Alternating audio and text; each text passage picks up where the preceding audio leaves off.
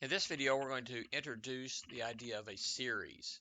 So most of our work on this unit will actually be focused on series rather than on sequences. A series is formed by adding the terms of a sequence.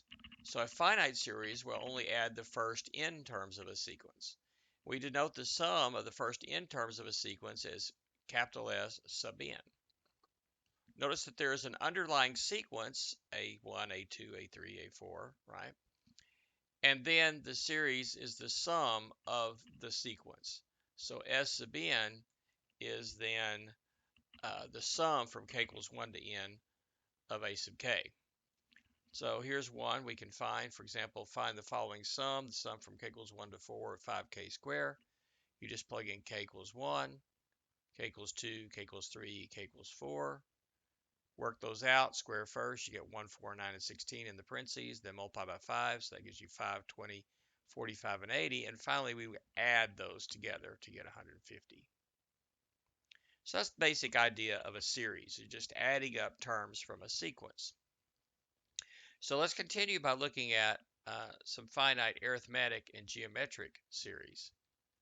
In this video, we'll talk about arithmetic, and the next one, geometric. So here we go. Here's a problem for you. So to help us discover a nice formula for summing an arithmetic sequence, we're going to consider a classic problem like one solved by an elementary school student by the name of Carl.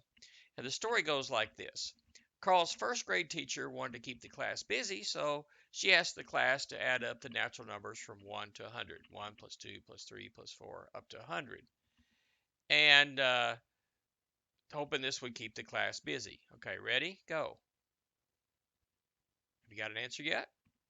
Well, Carl returned the answer that quickly. Within seconds, he returned the correct answer. So how did he get the answer so fast? What did he do? Well, here's his technique. He noticed this pattern. If you take the 1 and the 100, they add up to be 101. If you take the 2 and the 99 and add up, that's also 101. The 3 and the 98 adds to 101, and so forth. All of these pairs like this add up to 101. So adding 1 and 100, we get 101. The next two, 101, 101, 101.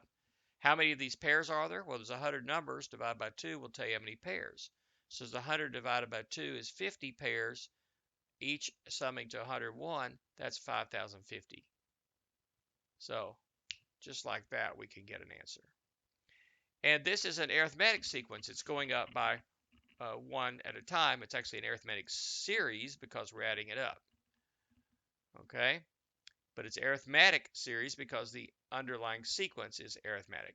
And this generalizes not only to this problem, but to any arithmetic series. So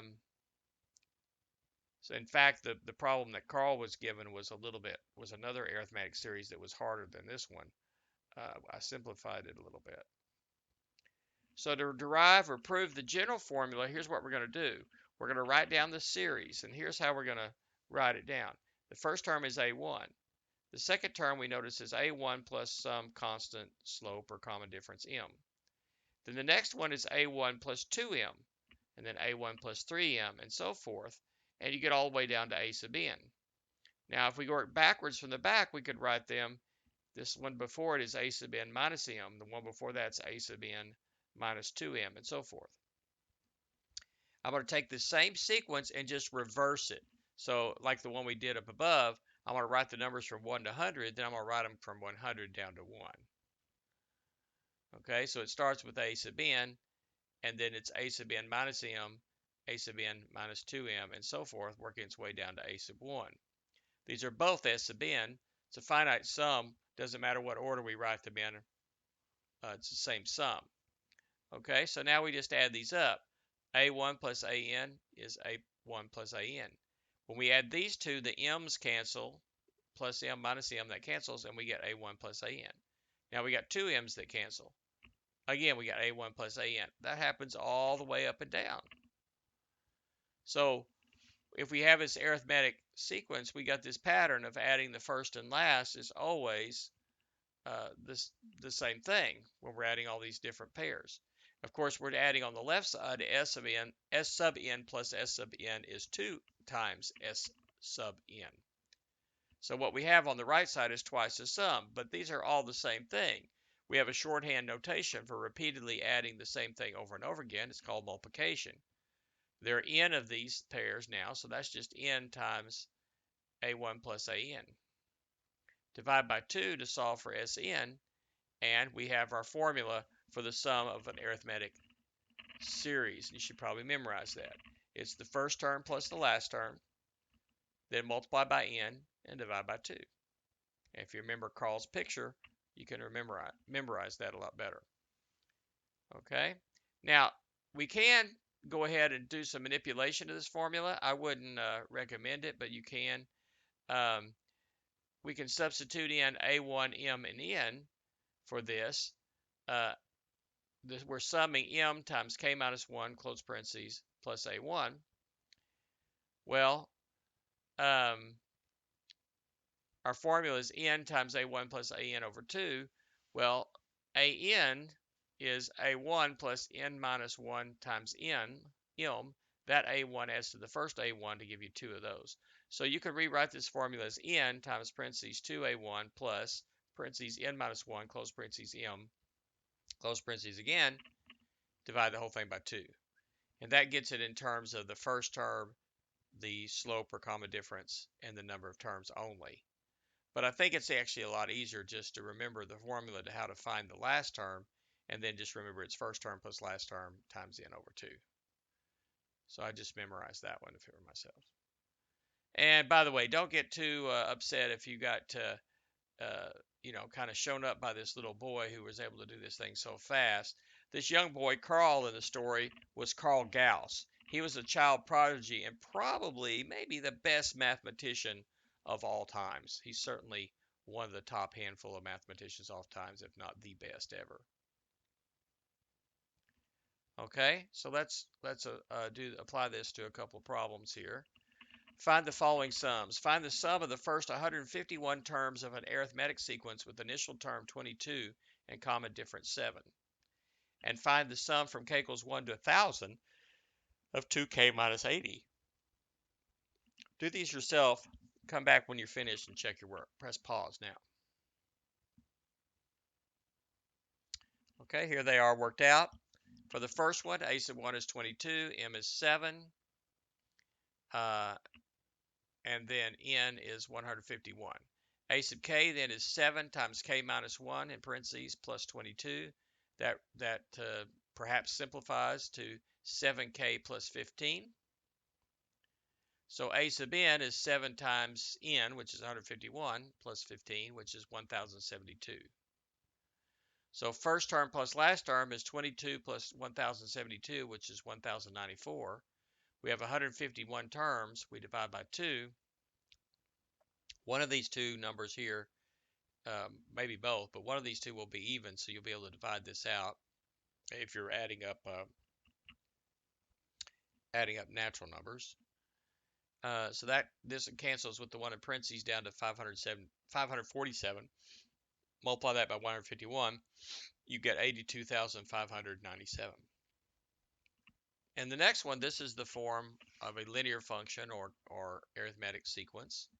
2 is the slope or common difference, so that's m. The first term we get by just plugging in the k equals 1 here. 2 times 1 is 2, minus 80 is negative 78. And of course we have our formula, a sub k is 2k minus 80. So if we plug in n equals 1,000, we'll get our a sub n. So that's 2 times 1,000 minus 80 is 1. That's incorrect. Okay, let's see if I caught all the mistakes now. 2 times 1,000 is 2,000 minus 80 is 1,920. And then, so then we have first term plus the last term. That's 20. No, I copied and pasted from the last one is the problem. Okay, now let's look. The number of terms is 1,000. That's right. And the bottom is 2, always. No, the bottom is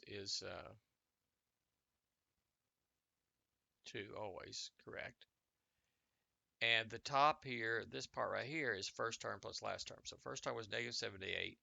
The last term was 1,920. Add those two together, you get 1,842.